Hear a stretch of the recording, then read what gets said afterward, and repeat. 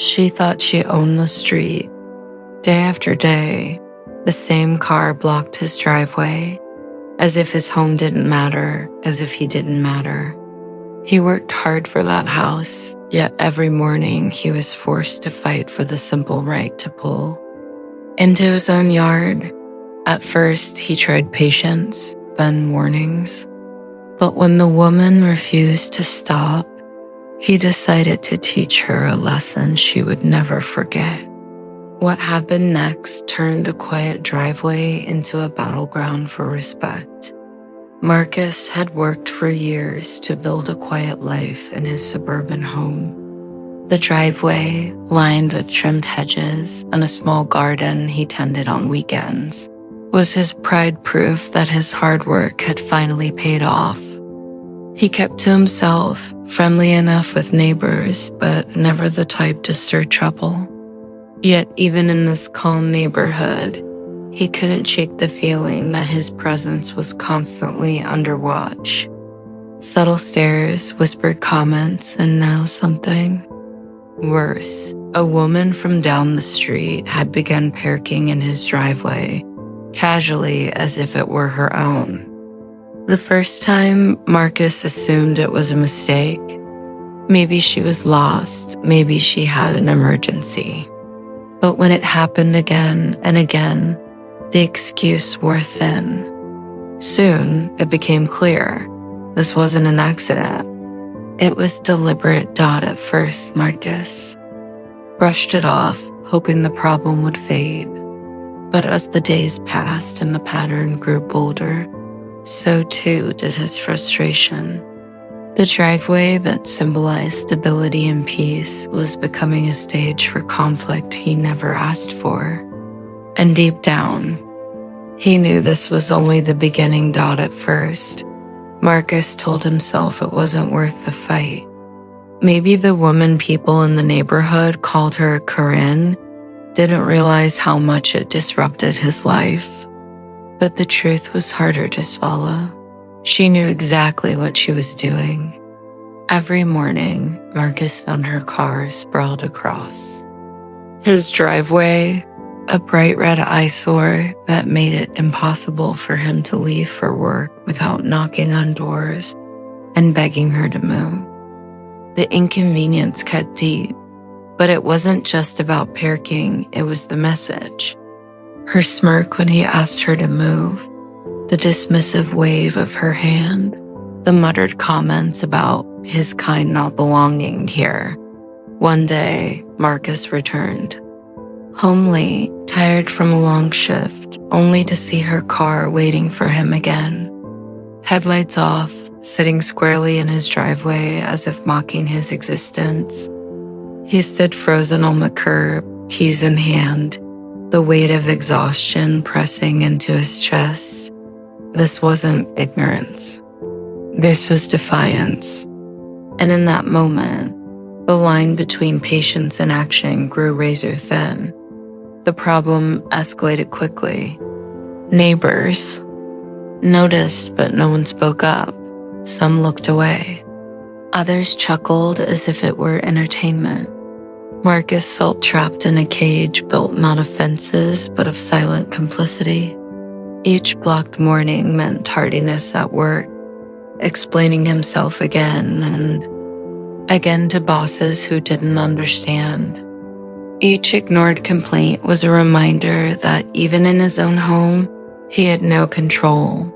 Finally, after yet another sleepless night and another morning ruined, Marcus reached his breaking point. He documented everything, photos, timestamps, notes, evidence of how this Corinne treated his driveway like her personal parking lot. He wasn't just preparing to protect his home. He was preparing to protect his dignity. Then came the day she underestimated him. Her car sat in the driveway, doors locked, as if it were a permanent fixture. But Marcus didn't knock. He didn't plead. He picked up the phone and made a single call to a tow company. Within minutes, flashing lights and grinding metal filled The air as the car was hoisted up, dragged away from the space it never should have claimed. Karen stormed out, screaming, but the damage was done. The message was clear. Marcus was no longer playing her game, but just as the neighborhood buzzed. With whispers, Marcus knew this was far from over. Because sometimes when people like her feel challenged, they don't back down, they double down. And the battle for his driveway was about to get even uglier. The second toe was the breaking point. Karen hadn't learned her lesson the first time, and when Marcus found her car blocking his driveway again bold as ever, he didn't hesitate. Another call, another tow truck, and once more her car disappeared down the street. But this time, her rage boiled over. She stormed across the yard, shouting loud enough for the whole block to hear. Her words weren't just insults, they dripped. With venom, with a kind of language meant to cut Marcus down, not just as a neighbor, but as a Black man who dared to stand his ground. In those minutes, the air felt heavy, dangerous. Neighbors peeked through blinds, some even recording, but no one intervened. Marcus stood on his porch, heart racing, as she hurled accusations, calling him a criminal, a thug, insisting he didn't deserve the home he had worked for.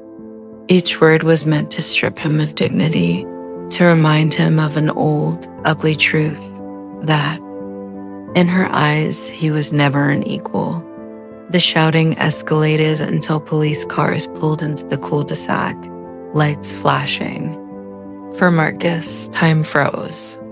He had done everything by the book, called the tow company, stayed calm but with Karen screaming and pointing fingers. He knew how quickly the story could twist. One wrong assumption, one biased glance, and his fight for respect could turn into something far worse. Standing there, under the harsh glare of flashing lights, Marcus realized this wasn't just about a driveway anymore. It was about whether his voice, his rights, his very presence in that neighborhood would be respected or erased. And as the officer stepped out, the neighborhood holding its breath, Marcus braced himself for what could be the most defining moment of his life. When the officer stepped out, Marcus stood tall, evidence in hand. The photos, the timestamps, the tow records proof that he had done nothing wrong. And for once, the truth was undeniable. Karen's anger burned, but the flashing lights no longer worked in her favor. The officers saw the pattern, the harassment, and the way her actions had crossed a line.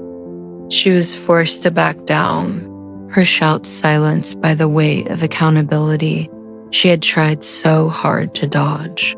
For Marcus, it wasn't a victory in the traditional sense. His driveway was clear, yes, but the scars of the ordeal lingered.